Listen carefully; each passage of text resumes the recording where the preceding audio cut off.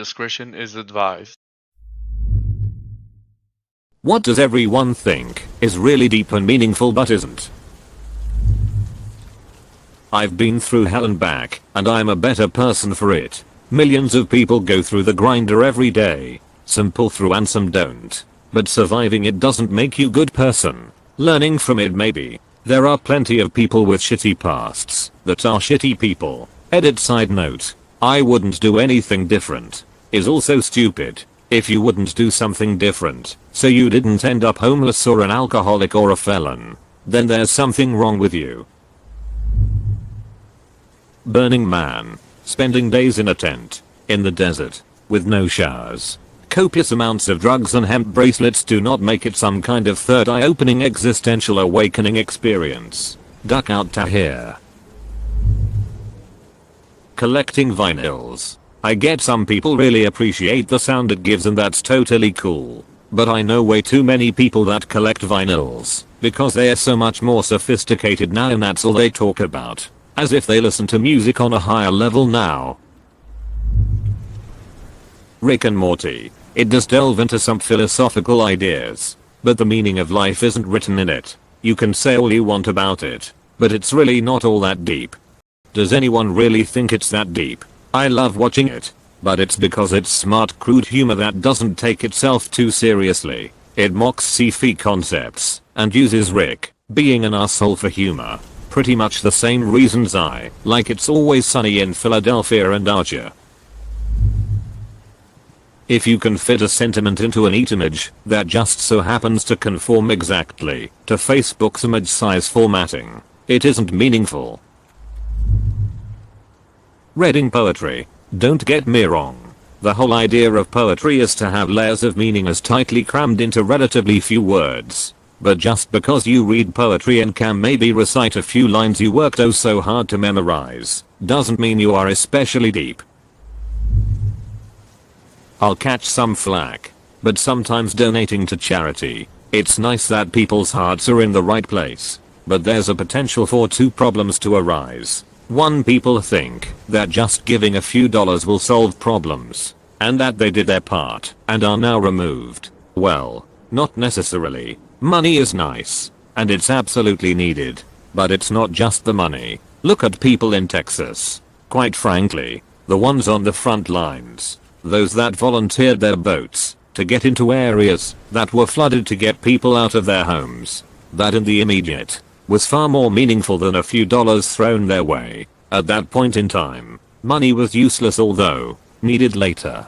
Too unfortunately, some charities are known for lining their own pockets instead of actually putting the money to good use. That's the sad part. You have to be very discerning who gets your money, because it may not get to the victims or people who deserve and need it most. So, in short, I'm not saying don't donate to charity, but when you do, make sure that you put it in a place that will do the most good, and realize that it's not just the money, food, supplies, transportation, water, a place to stay, are immediate needs. Money is needed, but it's not the entire solution. Semi-sermon over. I'm totally on board with the idea that people need to be more discerning about where and how they give money to charity, but I'd push back on a few of your specific points. First, the case of a natural disaster might be an exception, but I'd say 90% of the time, donating money is far preferable to donating goods and services. It's like your great aunt who never sees you trying to pick out a sweater you'll like for your Christmas gift, versus just giving you a gift card and letting you pick one yourself. I'm sure she feels more warmly about choosing it herself, but when it comes down to utility, it's hard to argue with the value of the gift card. In the case of charities, non-profits spend a lot of time and resources figuring out the best places to spend donations. They really don't want donors making those decisions for them. Generally speaking, donors don't have the big picture and won't be as efficient at allocating resources to where they're needed. Second, you're absolutely right that there are awful charities who are wasteful with donation money. Charity Navigator is a great resource for identifying those, especially the donor advisory feature. However, it's important to keep in mind that not every charity will be able to get an ideal spending to fundraising ratio. Sometimes, You really do need to spend more money to bring in more donations. We know this is the case with businesses. Why wouldn't it be true for charities? Of course. Charities need to be especially conscientious about how they use their money, but we shouldn't expect them to fundraise at zero cost. Finally, just going back to the original post, I do actually think charity is a deep and meaningful act. I think most people give to charity out of a genuine urge to help others. In today's world, we need to make sure that urge ends up doing actual good by researching responsible and effective charities, but the genuine kindness behind the act is still there, even if it's just an online donation and not a face-to-face interaction. Traveling. Lots of people find themselves traveling abroad. I found a lot of fun. Booze, culture, sun, drugs, cool places to see. But did I change as a person? Not much outside of a sunburn and separated shoulder. Maybe I'm doing it wrong. Traveling doesn't make me find myself, truth be told. I don't even know what finding yourself is. That said, I do enjoy it. It's cool seeing how other people go about things. It's also nice to see actual people in other countries, instead of just looking at a map or reading the news. I think a lot of people would be less hateful to entire countries' cultures if they went to see for themselves. Any and all Marilyn Monroe quotes. So many girls have her picture everywhere and tattoo her quotes on their body and look up to her. She was a deeply troubled woman who got famous. She made poor choices and died way too young due to drugs. She is not someone women should be idolizing. You don't look cool with your Marilyn quote tattoo, you look like a fool.